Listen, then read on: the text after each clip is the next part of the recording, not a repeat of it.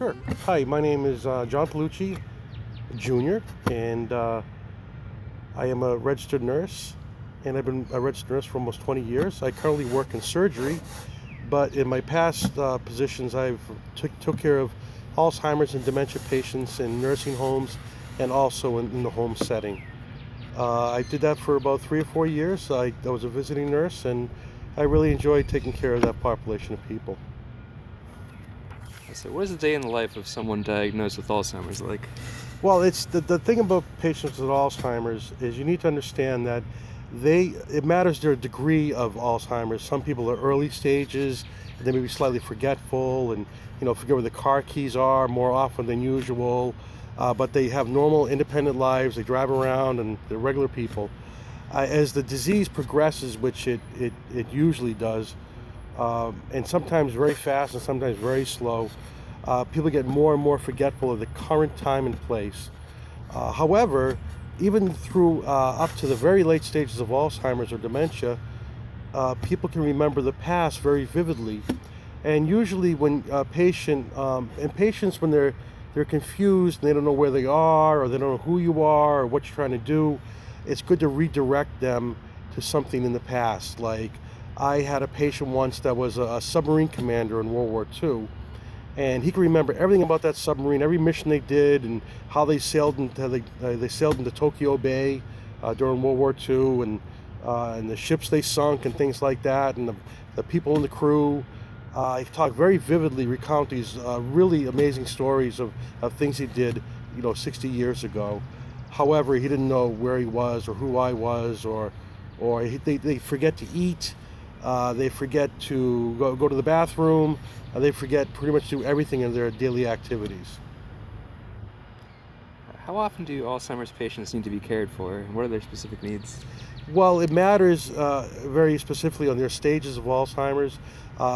Early stage Alzheimer's people you can check in on them once a week and they're doing fine and they're taking care of themselves and they're healthy and happy and active.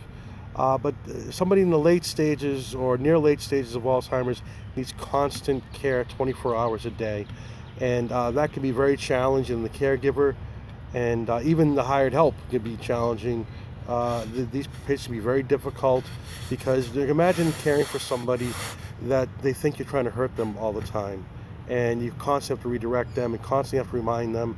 And it takes a lot of patience to work with this patient group.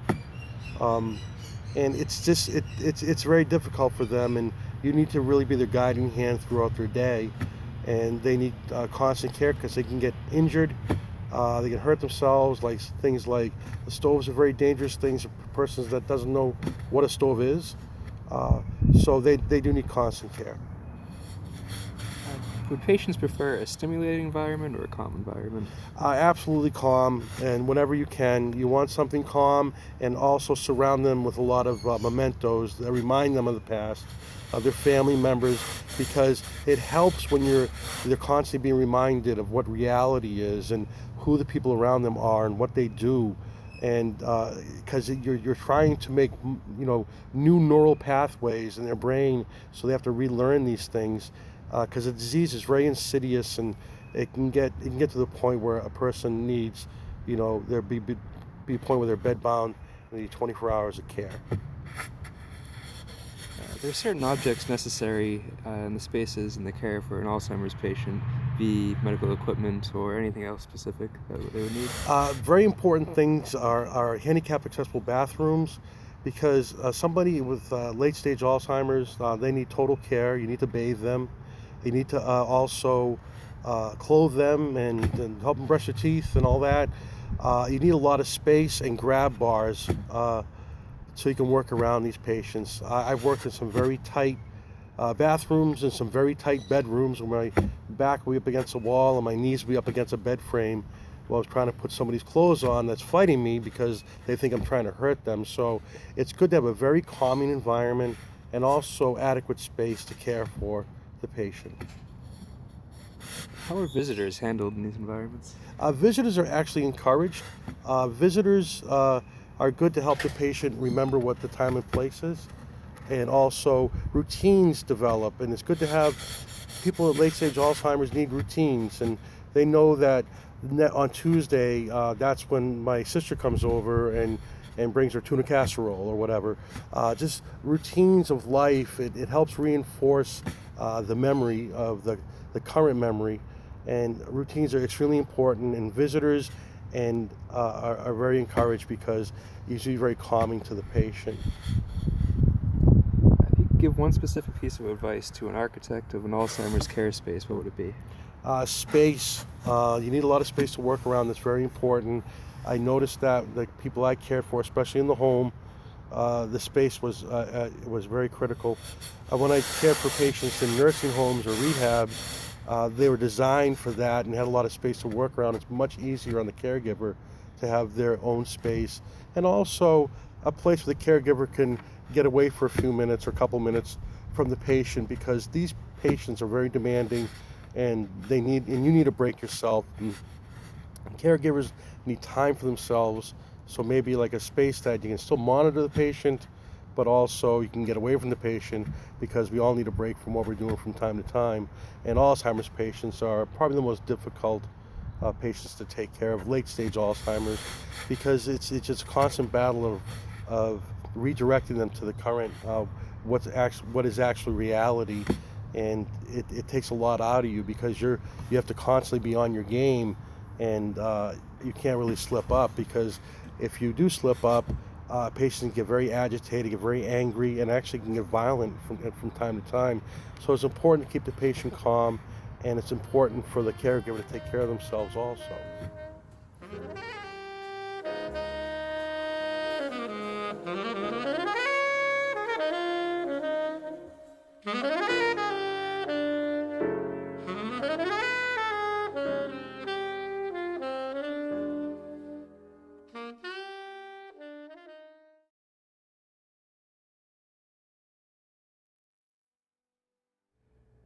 The proposed design is for an Alzheimer's care facility. The facility would hold about 6 to 7 patients, and it would generally allow for a calming experience that would help patients cope with the effects of Alzheimer's.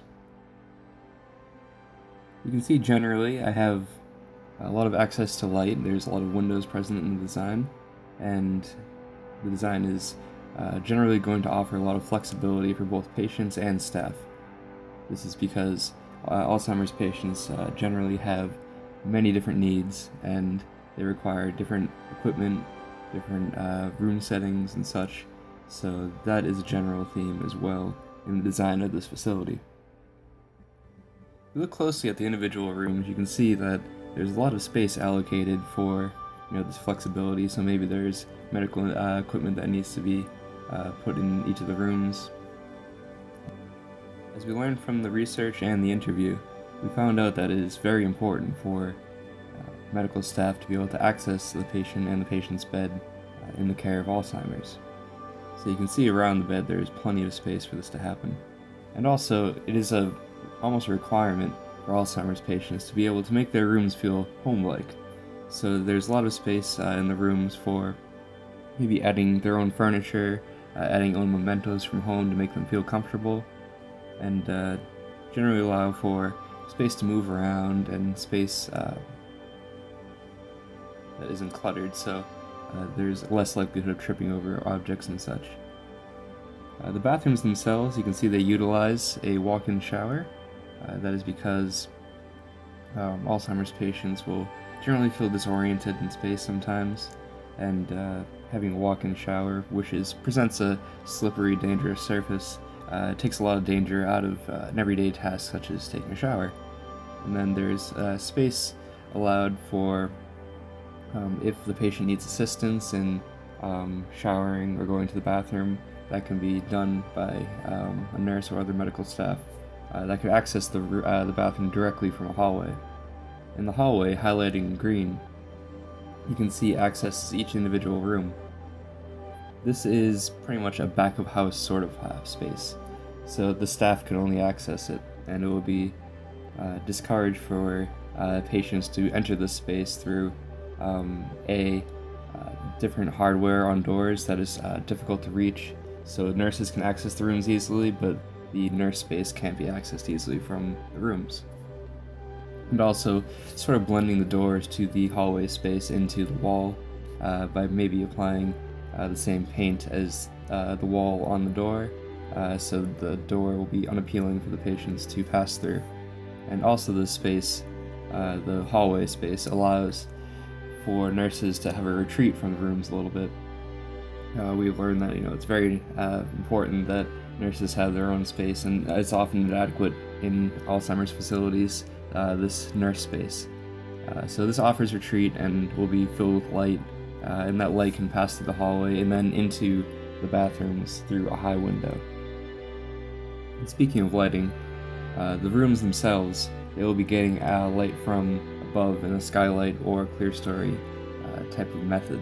And you can see that in this diagram right here, where light will pass through a window, and however, it won't be entering the room directly, so only allow maybe shallow light to pass through the window, and light that is most present when it is either the morning or nighttime, which helps the patient wake up or helps the patient go to sleep.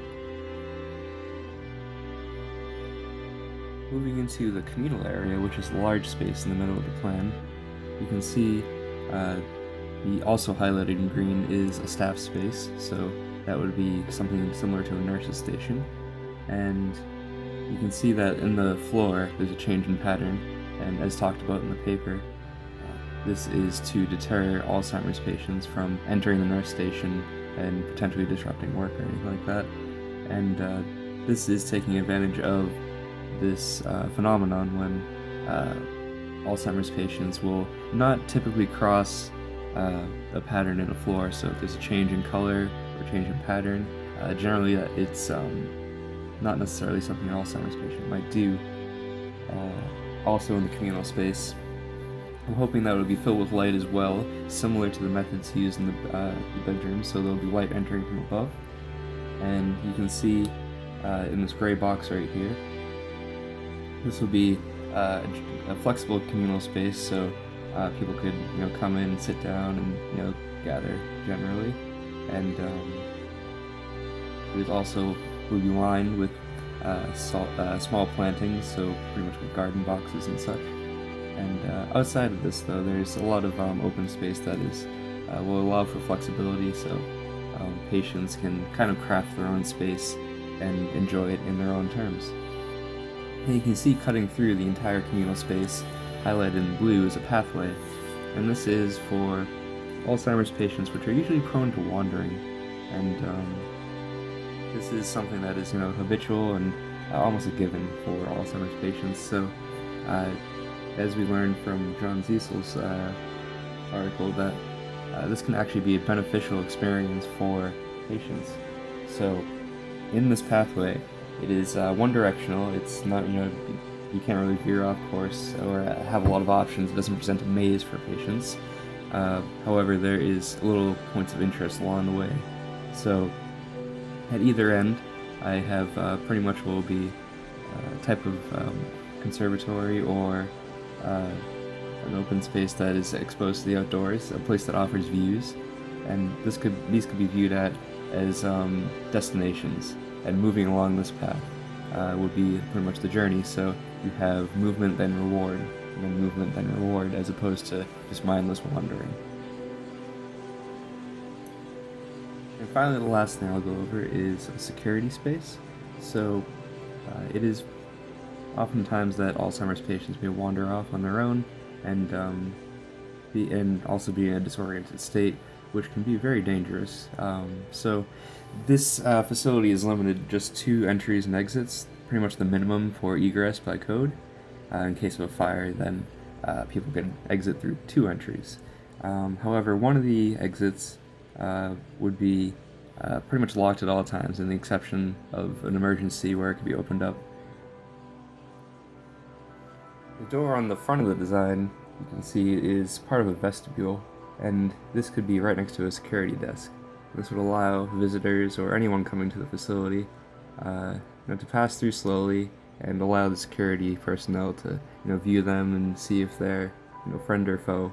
And there would be a lot of transparency in visitors coming into the facility, and this allows for the Alzheimer's patients to pretty much get their bearings as they see someone entering the building, as opposed to someone who might just randomly appear through a door. So it allows for a short gradient of someone that's outside walking inside.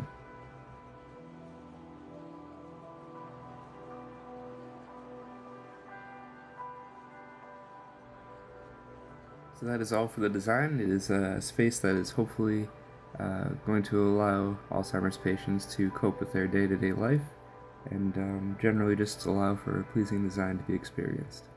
Thank you, and I hope you enjoyed it.